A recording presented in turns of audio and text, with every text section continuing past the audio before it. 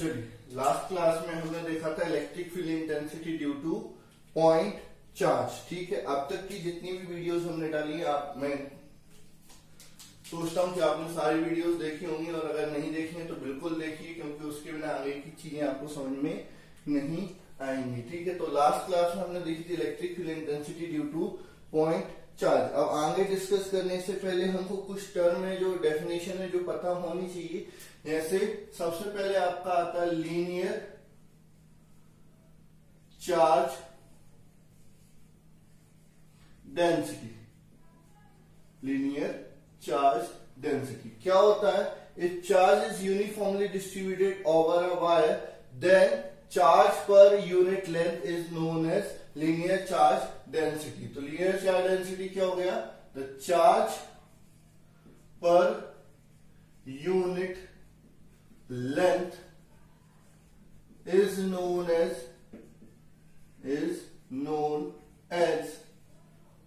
linear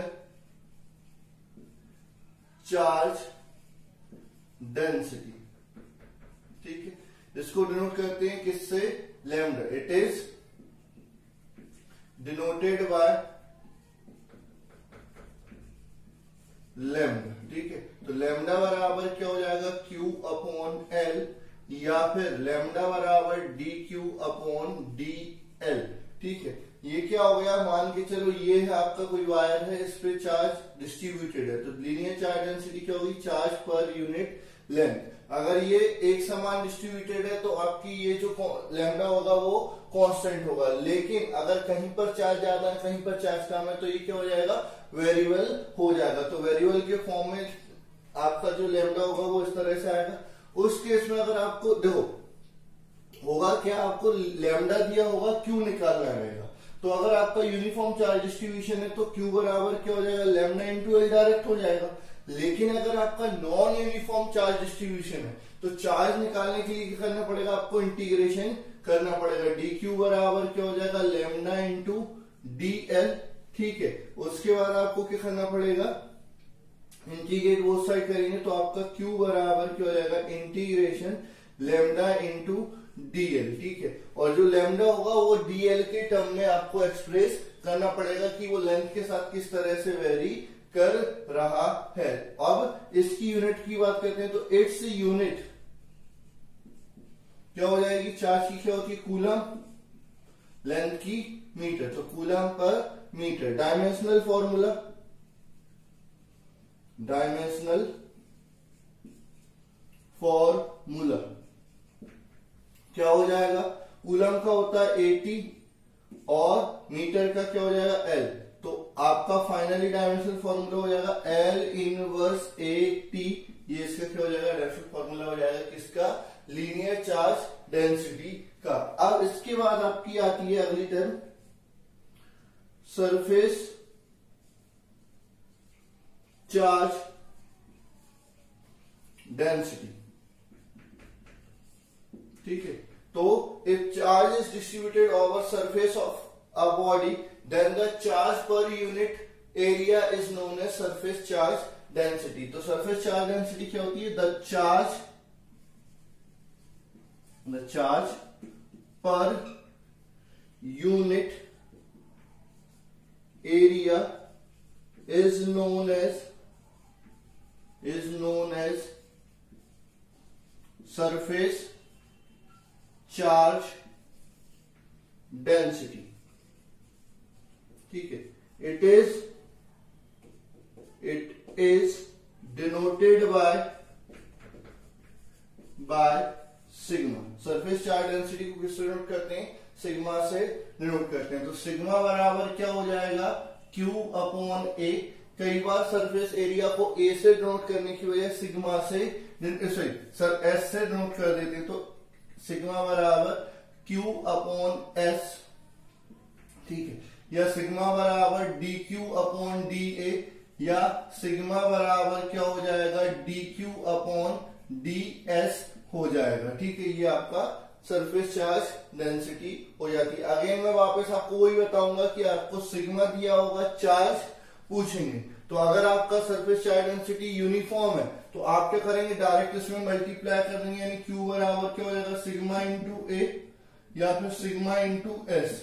लेकिन अगर आपका चार्ज डेंसिटी नॉन यूनिफॉर्म एक जैसी नहीं है तो उस केस में आपको क्या करना पड़ेगा, Q बराबर क्या हो जाएगा, integration sigma into D A या फिर integration sigma into D S करके चार्ज निकालना पड़ेगा। ठीक है, ये चीजें आपको विशेष तौर पर ध्यान देनी है क्योंकि आपके कई न्यूमेरिकल, कई डेरिवेशन बिना इसके नहीं होंगे जहां पर आपको क्या करना पड़ेगा, इंटीग्रेशन करना पड़ेगा। ठीक है, अब अपन बात करते हैं इसकी यूनिट, इट्स यूनिट। तो आपका सिग्मा की यूनिट की बात कर रहा हूं तो चार्ज की कूलम, एरिया की मीटर स्क्वायर, तो कूलम पर मीटर स्क्वायर। डायमेंशनल फॉर्मूला की बात करता हूं तो डायमेंशनल फॉर्मूला क्या हो जाएगा, कूलम का हो जाएगा 80, ठीक है, मीटर का एल स्क्वायर। तो फाइनली जो डायमेंशनल फॉर्मूला आएगा एल की power -2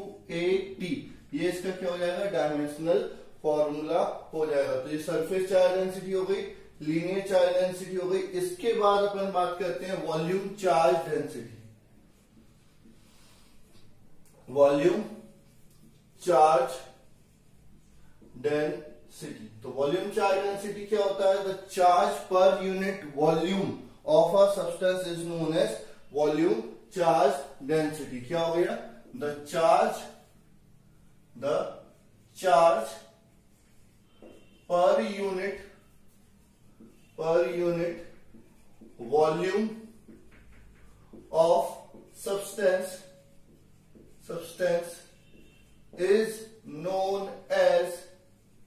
is known as volume charge density. ठीक है, आपका क्या होता है, the charge per unit volume of substance is known as volume charge density. It is denoted bye रो। किस डिनोट करते हैं, रो से डिनोट करते हैं। तो रो बराबर क्या हो जाएगा, Q अपॉन V, या रो बराबर क्या हो जाएगा, dQ अपॉन dV।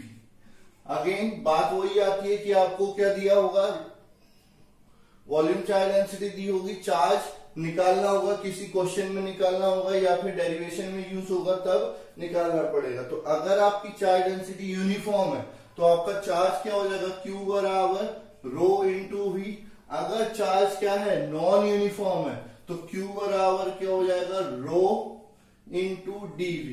अब रो या तो dV के टर्म में होगा या R के टर्म में होगा। अगर R के टर्म में हुआ तो dV को भी आपको R के टर्म में कन्वर्ट करके लिखना पड़ेगा। डिपेंड करेगा कि आपकी जो बॉडी है उसका वॉल्यूम कैसा है, तो वो V निकलेगा, उसका फिर अपन डिफरेंशिएशन करके क्या निकालेंगे, dV भी निकाल सकते हैं। तो आपको वहां पर आपका चार्ज ये निकालना पड़ेगा। ठीक है, तो इस तरह से आपका चार्ज निकल जाएगा। तो चार्ज हो गया, सॉरी वॉल्यूम चार्ज डेंसिटी हो गई, और वॉल्यूम चार्ज डेंसिटी से हमने चार्ज भी निकाल लिया। इसकी यूनिट क्या होगी, किसकी, वॉल्यूम चार्ज डेंसिटी की। तो इट्स यूनिट क्या हो जाएगी, कूलम पर मीटर क्यूब। डायमेंशनल फॉर्मूला देखेंगे तो डायमेंशनल फॉर्मूला क्या हो जाएगा, डायमेंशनल फॉर्मूला। ठीक है, तो क्या हो जाएगा आपका, कूलम का क्या हो जाएगा 80, मीटर का L क्यूब। तो फाइनली डायमेंशनल फॉर्मूला क्या हो जाएगा, L -3 इंटू 80। ये आपका क्या हो जाएगा, डायमेंशनल फॉर्मूला हो जाएगा। तो ये आपका क्या हो गया, चार्ज डेंसिटी हो गई या चार्ज डिस्ट्रीब्यूशन हो गया। ये तीनों टर्म का आगे पूरे चैप्टर में या आने वाले चैप्टरों में भी क्या होगा, इनका यूज होगा। ठीक है, अब अपन अगली टर्म की बात करते हैं। अगली टर्म है आपकी इलेक्ट्रिक फील्ड लाइन। अभी तो बहुत सारी टर्म बची हैं, पहले इलेक्ट्रिक फील्ड लाइन पढ़ लेते हैं, फिर आगे डिस्कस करेंगे। ठीक है,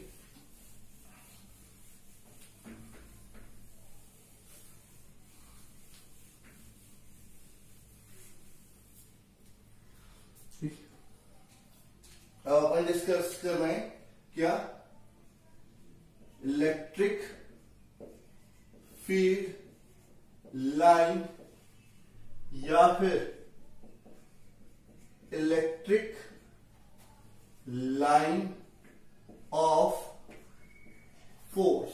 ठीक है, अपन बात कर रहे हैं किसकी, इलेक्ट्रिक फील्ड लाइन और इलेक्ट्रिक लाइन ऑफ फोर्स, दोनों का मतलब क्या होता है, एक ही होता है। ठीक है, अब एक्चुअल में क्या होता है, ऐसी कोई लाइन होती नहीं है, ये इमेजिनरी लाइंस होती हैं। जैसे अगर इलेक्ट्रिक फील्ड के बारे में मैंने बताया था, the space around any charge where we experience electric force is known as electric field. अब इलेक्ट्रिक फील्ड में आप किसी चार्ज को या पॉजिटिव चार्ज को छोड़ दो तो वो फोर्स के कारण क्या करेगा, मूव करेगा। तो वो जिस पाथ पे क्या करेगा, मूव करेगा, उसी पाथ को क्या बोलेंगे हम, इलेक्ट्रिक फील्ड लाइन या इलेक्ट्रिक लाइन ऑफ फोर्स बोलेंगे। तो अपन इनकी डेफिनेशन कैसे बोल सकते हैं, ये अपने आप में बहुत इंपॉर्टेंट टॉपिक है।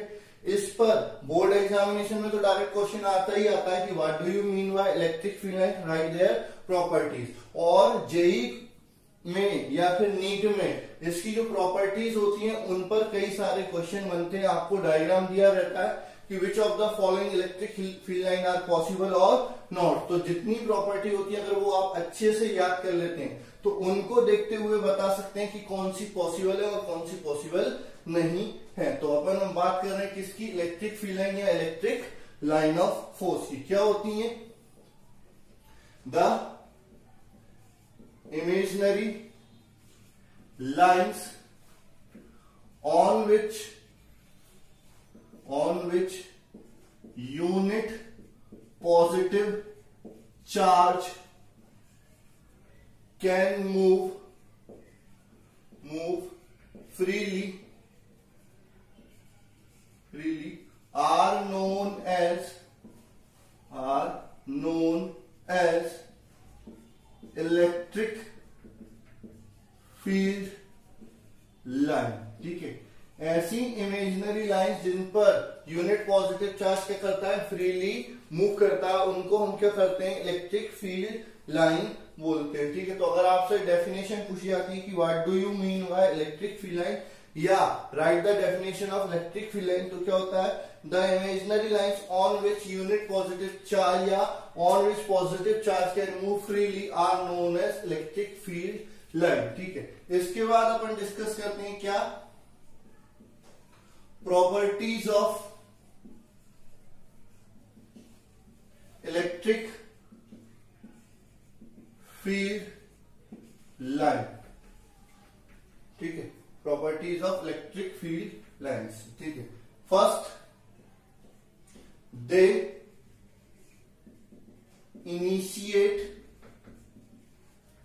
From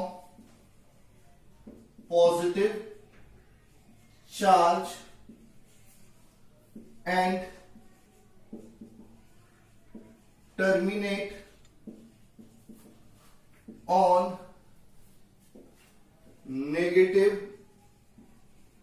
charge. ठीक है, ये क्या होती है, ये पॉजिटिव चार्ज से स्टार्ट होती है और कहां पर खत्म हो जाती है, नेगेटिव चार्ज पर खत्म हो जाती है। अब मान के चलो केवल और केवल पॉजिटिव चार्ज, तो ऐसा पॉसिबल नहीं है कि केवल और केवल पॉजिटिव चार्ज है। केवल पॉजिटिव चार्ज है मतलब नेगेटिव चार्ज होगा, लेकिन कहां पर, इंफिनिटी पर। तो अगर आपका केवल पॉजिटिव चार्ज है तो यहां से आपकी इलेक्ट्रिक फील्ड लाइन इनिशिएट होंगी और टर्मिनेट कहां पर होंगी, इन्फिनिटी पर जाके टर्मिनेट हो जाएंगी। तो ये आपकी पॉजिटिव चार्ज से इनिशिएट हुई और नेगेटिव चार्ज कहां पर है, इन्फिनिटी पर है, तो वहां पर जाके टर्मिनेट हो जाएगी। अब मान के चलो केवल और केवल नेगेटिव चार्ज है, तो इसका मतलब पॉजिटिव चार्ज कहां पर होगा, इन्फिनिटी पर होगा। तो ये इन्फिनिटी से आएंगी और यहां पर आके क्या हो जाएंगी, टर्मिनेट हो जाएंगी। तो ये यहां पर आके क्या हो जाती है, टर्मिनेट हो जाती है। कहां से आ रही है, इन्फिनिटी से आ रही है और यहां पर आके क्या हो जाती है,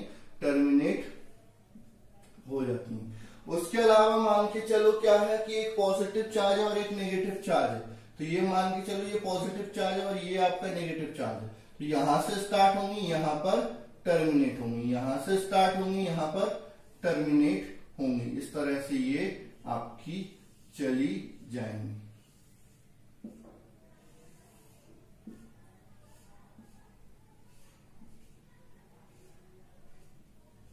ठीक है, अब केवल आपका पॉजिटिव चार्ज है दो, तो ये क्या करेंगी, यहां से स्टार्ट तो होंगी लेकिन टर्मिनेट यहां पर नहीं होंगी और आपस में क्या करेंगी, रिपल करेंगी। जैसे इधर से तो कोई दिक्कत नहीं, ये इधर चली जाएगी, ये इधर चली जाएगी, ये इधर चली जाएगी, ये इधर चली जाएगी, ये इधर चली जाएगी।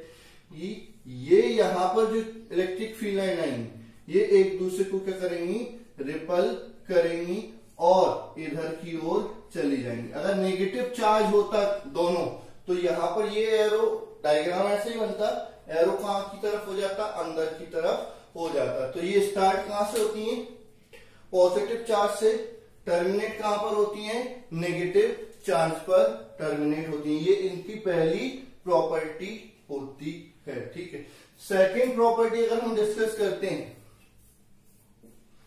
They never form close loop.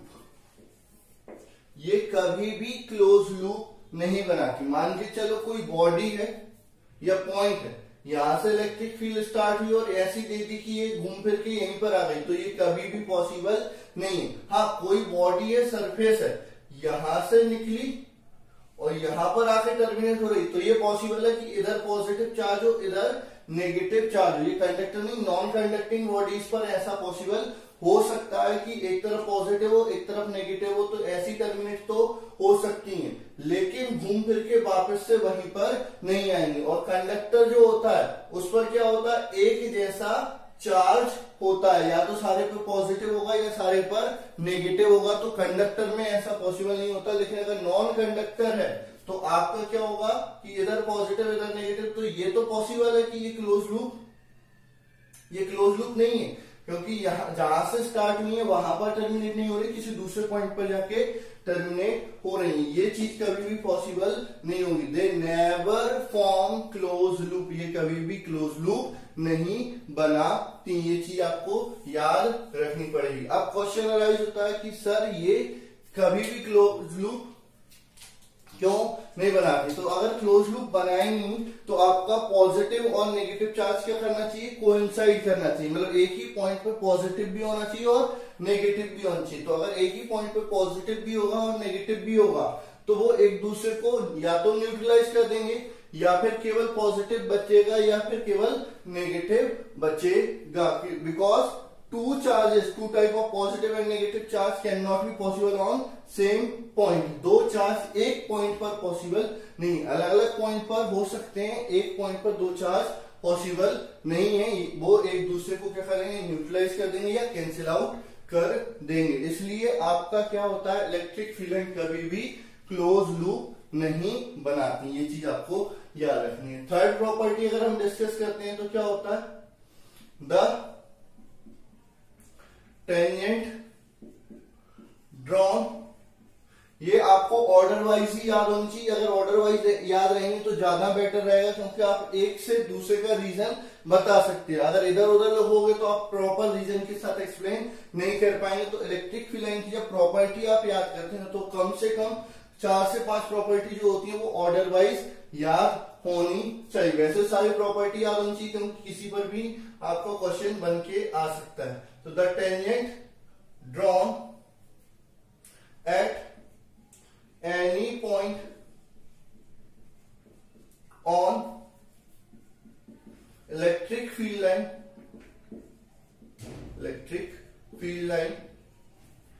give the direction of electric field intensity at that point। क्या है, कोई हमने इलेक्ट्रिक फील्ड लाइन बनाई, उसके किसी पॉइंट पर हमने टेंजेंट ड्रॉ करी, तो जो टेंजेंट होगी वो इलेक्ट्रिक फील्ड इंटेंसिटी की उस पॉइंट पर क्या बताएगा, डायरेक्शन बताएगा। तो the tangent drawn at any point on electric field line, so the direction of electric field intensity. मतलब अगर आप इलेक्ट्रिक फील्ड लाइन पर किसी पॉइंट पर क्या बनाते हो, टेंजेंट बनाते हो, तो वो टेंजेंट उस पॉइंट पर इलेक्ट्रिक फील्ड इंटेंसिटी की क्या बताती है, डायरेक्शन बताती है। ठीक है, जैसे मान के चलो मैंने एक क्वेश्चन पूछा,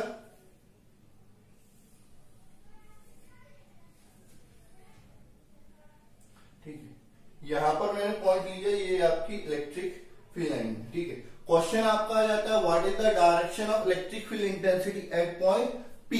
ऑप्शन दे देता हूं, ऑप्शन ए है, बी है, सी है और डी है। ठीक है, तो P मतलब इसके पैरेलल यहां पर पॉइंट ले लो, यहां पर टेंजेंट की जो डायरेक्शन होगी वही इलेक्ट्रिक फील्ड इंटेंसिटी की डायरेक्शन हो जाएगी। तो ये है क्या, नहीं है, ये है क्या, नहीं है, ये है क्या, नहीं है, ये आपका ऑप्शन सही हो जाएगा। तो इस टाइप का क्वेश्चन यहां से भी बन सकता है। ठीक है, तो आपको ये पॉइंट आपको याद रखना है कि the tangent drawn at any point on electric field line will show the direction of electric field intensity at that point. उस पॉइंट पर क्या बताती है, इलेक्ट्रिक फील्ड इंटेंसिटी की डायरेक्शन बताती है। अगली प्रॉपर्टी अपन बात करते हैं, fourth property.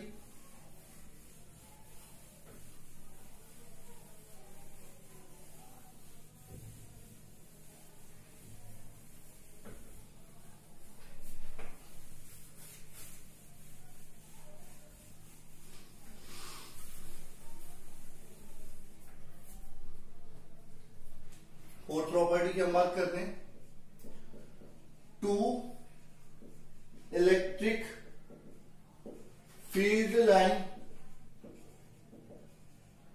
Never intersect each other. दो इलेक्ट्रिक फील्ड लाइन कभी भी इंटरसेक्ट नहीं करेंगी। मान के चलो ये डायग्राम दिया है इलेक्ट्रिक फील्ड लाइन का, एक ये दिया है, एक ये दिया है, तो ये कभी भी नहीं होगा, दो इलेक्ट्रिक फील्ड लाइन एक दूसरे को इंटरसेक्ट नहीं करती। हाँ, कई बार ये क्वेश्चन पूछा जाता है कि why two electric field line never intersect each other. Electric field line एक दूसरे को इंटरसेक्ट क्यों नहीं करती? तो इसका आंसर अपन देते हैं because if they do so then at point of intersection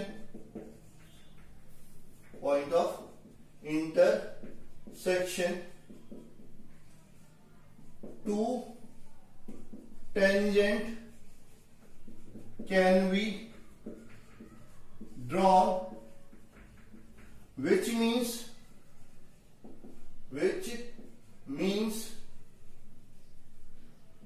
there will be two direction of electric field intensity, two direction of electric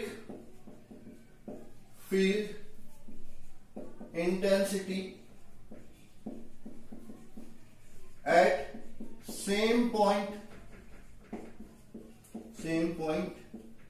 which is not possible. Hence two electric field line never intersect each other। ठीक है, अब क्या होता है, दो electric field line कभी भी एक दूसरे को इंटरसेक्ट नहीं करती। क्वेश्चन अराइज होता है क्यों नहीं करती? मान के चलो अगर उन्होंने एक दूसरे को इंटरसेक्ट किया तो ये आपकी इधर जा रही, ये आपकी इधर जा रही, तो इस पॉइंट ऑफ इंटरसेक्शन पे इसके लिए टेंजेंट कहां पर बनेगी, यहां पर, इसके लिए टेंजेंट कहां पर बनेगी, यहां पर। तो at point of intersection two tangent can be drawn. ठीक है, दो टेंजेंट बना सकते हैं, which means there will be two direction of electric field intensity at same point। एक पॉइंट पर इलेक्ट्रिक फील्ड इंटेंसिटी कितनी डायरेक्शन हो गई, दो हो गई, जो कि पॉसिबल नहीं है। किसी भी पॉइंट पर इलेक्ट्रिक फील्ड इंटेंसिटी की केवल एक ही डायरेक्शन हो सकती है, इसलिए दो इलेक्ट्रिक फील्ड लाइन कभी भी एक दूसरे को इंटरसेक्ट नहीं करेंगी। ये चीज आपको याद रखनी है। ठीक है, उसके बाद आपकी फिफ्थ प्रॉपर्टी आती है, दे रिपल ईच अदर। अगर आपकी इलेक्ट्रिक फील्ड लाइन पास में जा रही तो वो मैक्सिमम पॉसिबल डिस्टेंस पर रहेंगी, क्योंकि वो एक दूसरे को रिपल करती हैं। इसी प्रॉपर्टी के कारण लाइक चार्ज भी क्या करते हैं, एक दूसरे को रिपल करते हैं, उनमें भी क्या होता है, रिपल्शन होता है। तो दे रिपल ईच अदर। ठीक है, उसके बाद आता है दे फॉर्म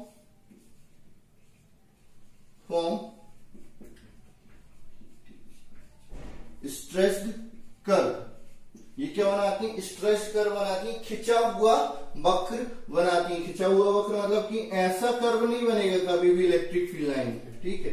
क्या होगा? हमेशा स्ट्रेच कर्व बनेगा, खिंचा हुआ कर्व बनेगा। तो ये आपका क्या बताता है? पॉजिटिव और नेगेटिव चार्ज में क्या बताता है? अट्रैक्शन बताता है कि एक दूसरे को खींच रहे हैं या एक दूसरे की तरफ अट्रैक्ट हो रहे हैं। तो दे फॉर्म स्ट्रेच्ड कर्व, ये आपका क्या बनाती है?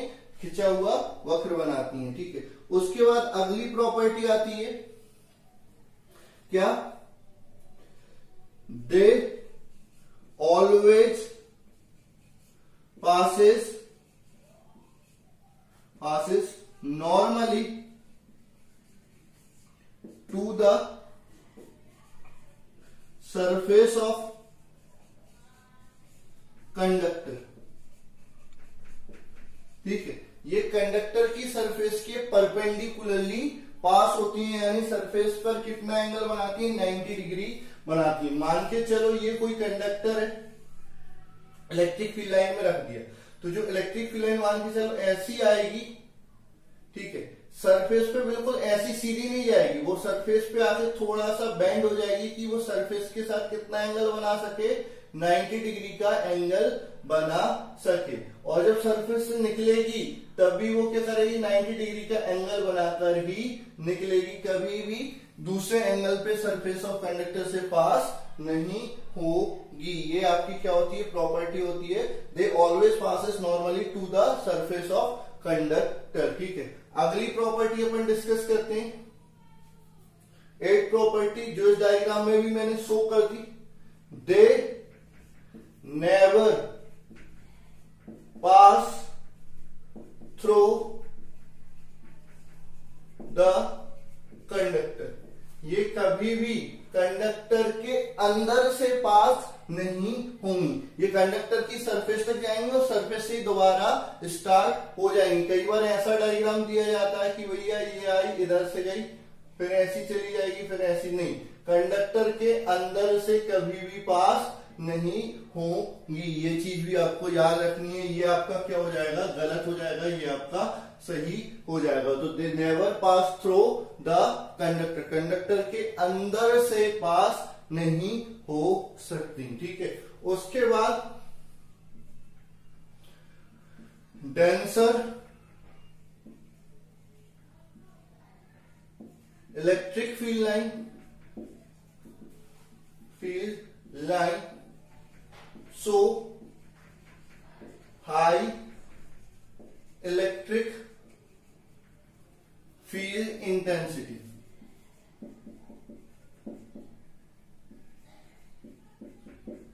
while rare electric field line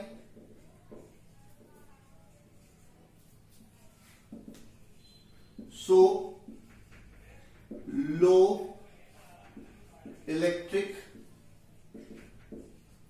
field intensity, ठीक है। आपकी क्या होती है? डेंसर इलेक्ट्रिक फील्ड लाइन क्या शो करती है? हाई इलेक्ट्रिक फील्ड इंटेंसिटी को शो करती है। और रेयर इलेक्ट्रिक फील्ड लाइन क्या शो करती है? लो इलेक्ट्रिक फील्ड इंटेंसिटी को शो करती है। मतलब इसका मतलब क्या हुआ? जहां पर इलेक्ट्रिक फील्ड लाइन एक दूसरे के पास पास में है वहां पर इलेक्ट्रिक फील्ड इंटेंसिटी क्या होगी? ज्यादा होगी। और जहां पर इलेक्ट्रिक फील्ड लाइन एक दूसरे से क्या है? दूर दूर है, वहां पर इलेक्ट्रिक फील्ड इंटेंसिटी क्या होगी? कम होगी। जैसे मान के चलो मैं आपको कर्व बना के देता हूं, ठीक है। यहां पर मैंने पॉइंट दिया आपका ए, ये दे दिया बी और ये दे दिया आपका सी, ठीक है। इसके बाद मैंने आपसे पूछा कि किस पॉइंट पर इलेक्ट्रिक फील्ड इंटेंसिटी सबसे ज्यादा होगी, या फिर इलेक्ट्रिक फील्ड इंटेंसिटी का ऑर्डर बताइए। तो आपका सबसे ज्यादा इलेक्ट्रिक फील्ड इंटेंसिटी होगी ई सी पर, फिर आपका ई बी पर, फिर आपका क्या हो जाएगा? ई ए पर इलेक्ट्रिक फील्ड इंटेंसिटी हो जाएगी। या फिर डिक्रीजिंग ऑर्डर में लिखना, इंक्रीजिंग ऑर्डर में लिखना है तो सबसे कम ई ए पर, फिर ई बी पर, और सबसे ज्यादा क्या हो जाएगा? ई सी पर हो जाएगा। तो ये आपके इलेक्ट्रिक फील्ड इंटेंसिटी का क्या बता सकते हैं? अपन ऑर्डर बता सकते हैं आपकी जहां पर इलेक्ट्रिक फील्ड लाइन क्या होंगी, पास में होंगी, वहां पर इलेक्ट्रिक फील्ड इंटेंसिटी ज्यादा होगी, और जहां पर इलेक्ट्रिक फील्ड लाइन क्या होंगी, दूर होंगी, वहां पर इलेक्ट्रिक फील्ड इंटेंसिटी कम होगी। हाँ, अगर किसी बॉडी से जो इलेक्ट्रिक फील्ड लाइन निकल रही है तो उसका चार्ज के बारे में भी हम बता सकते हैं। जैसे आपका क्या है कि ऐसी अगर मैंने इलेक्ट्रिक फील्ड लाइन बना के दी है, ठीक है, और ये बॉडी है यहां पर ऐसी पहुंची है,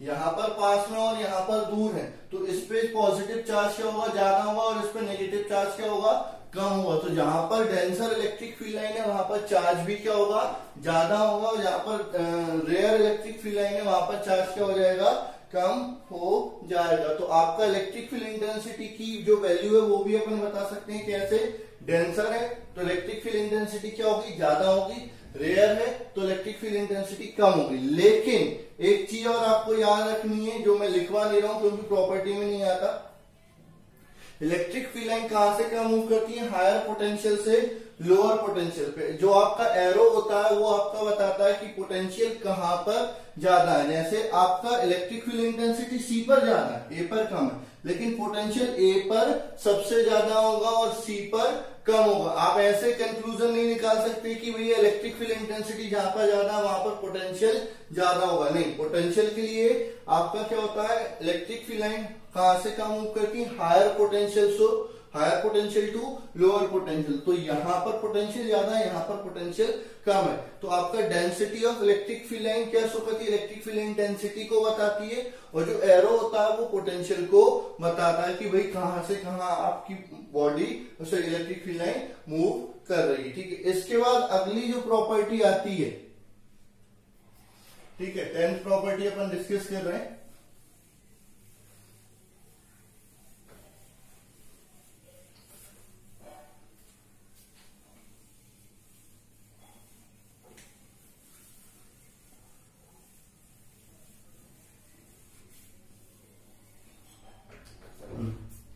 अगली प्रॉपर्टी जो आती है वो आपकी 10th प्रॉपर्टी क्या बोलती है, the parallel electric field line so uniform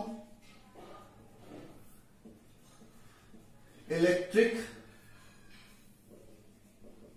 field intensity while non-parallel electric field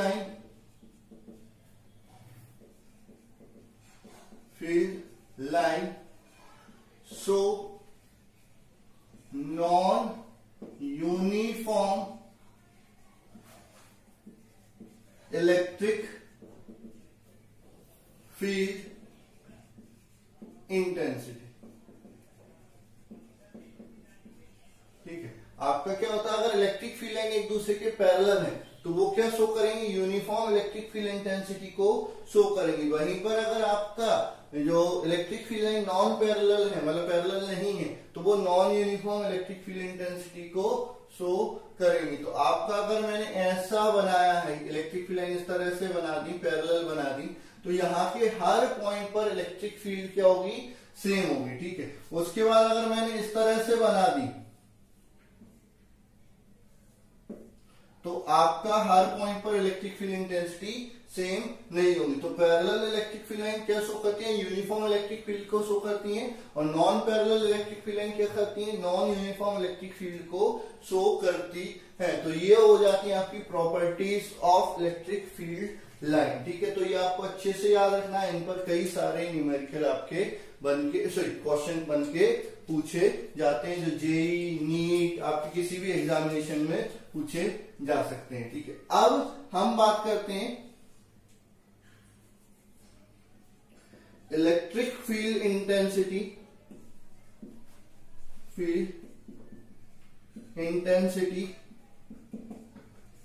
due to multiple charge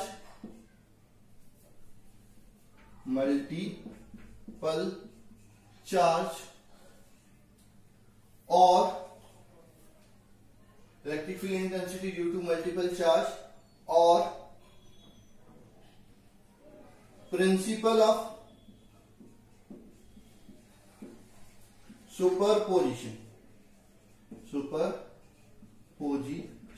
आपको कई सारे चार्ज, मल्टीपल चार्ज के कारण क्या निकालनी, इलेक्ट्रिक फील्ड इंटेंसिटी निकालनी। तो जितने भी वेक्टर क्वांटिटी हैं किसी पॉइंट पर आपको मल्टीपल चीजों के कारण निकालनी, तो वो किसके बराबर होती है, वेक्टर सम के बराबर होती है। तो ऐसा ही यहां पर होगा, क्या आएगा इसका, according to this principle, according to this principle electric field intensity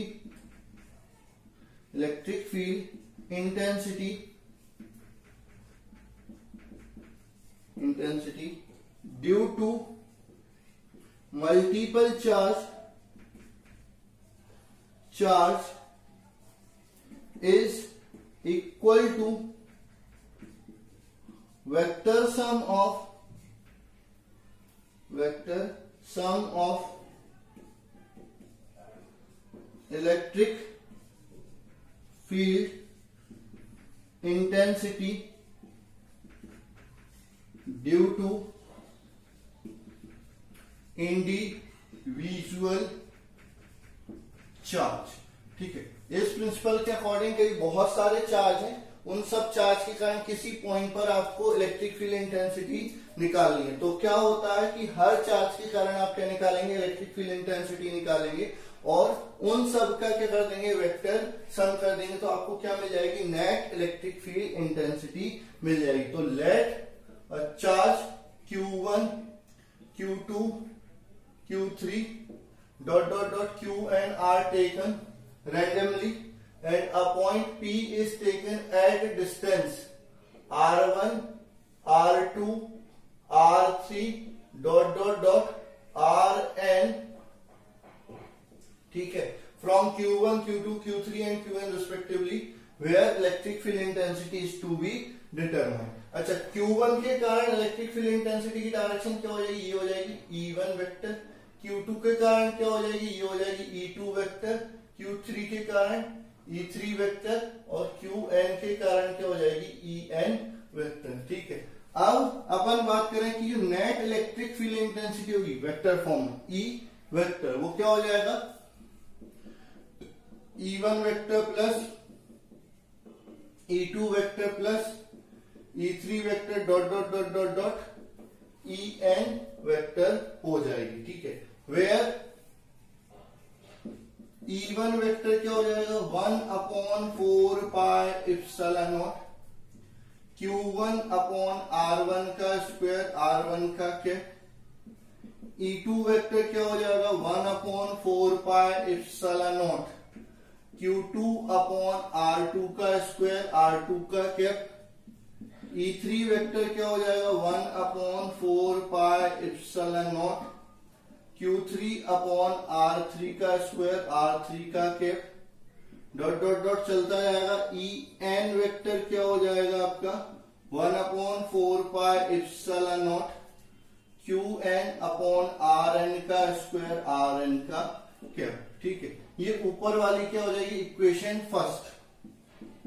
तो E वेक्टर बराबर क्या हो जाएगा, substitute the value of E1, E2, E3 and E4 in equation first. तो क्या हो जाएगा, 1/4 pi epsilon not Q1 upon R1 का स्क्वायर, R1 का cap, plus 1/4 pi epsilon not Q2 upon R2 का स्क्वायर, R2 का cap, plus 1/4 pi epsilon not Qn upon Rn का square, Rn का कैप, डॉट चलता जाएगा, प्लस 1/4 पाई एप्सिलॉन नॉट, तो ये Q3 था।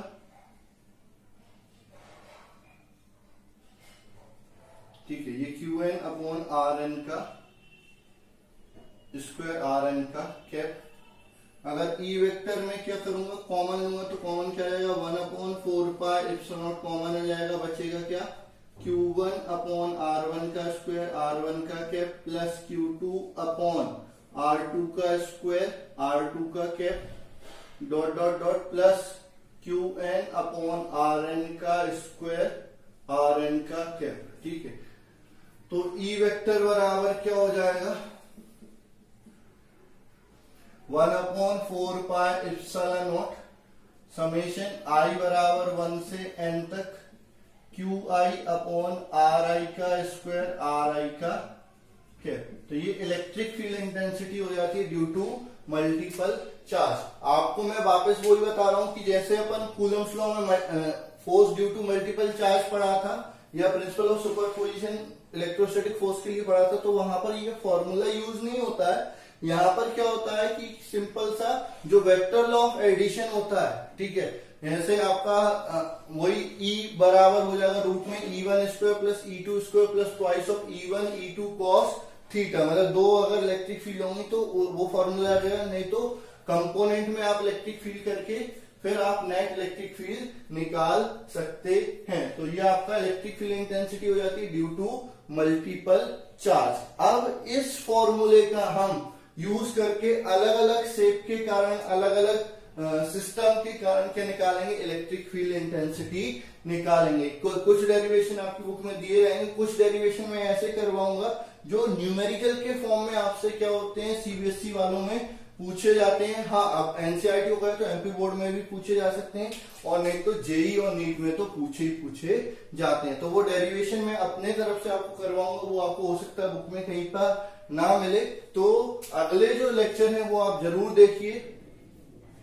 ठीक है, अच्छा लगे लाइक कीजिए, ठीक है, और अपने दोस्तों को जरूरत लगे कि भाई ये इसकी जरूरत हमारे दोस्तों को भी हो सकती है तो शेयर कीजिए, और सब्सक्राइब तो करना नहीं तो अगला वीडियो आप देख नहीं पाएंगे। तो please like share and subscribe the channel. और कोई भी दिक्कत आती है तो मैंने आपको कल लास्ट क्लास में अपना नंबर भी दिया था, आप उस पर कॉल कर सकते हैं, व्हाट्सएप कर सकते हैं। ठीक है, जो भी आपकी समस्या है आप मेरे तक भेज सकते हैं, मैं आपका सोल्यूशन जरूर भेजूंगा। और भी आपको कोई चीज दिक्कत आती है तो पूछें जरूर। ठीक है, तो आज के लिए गुड नाइट।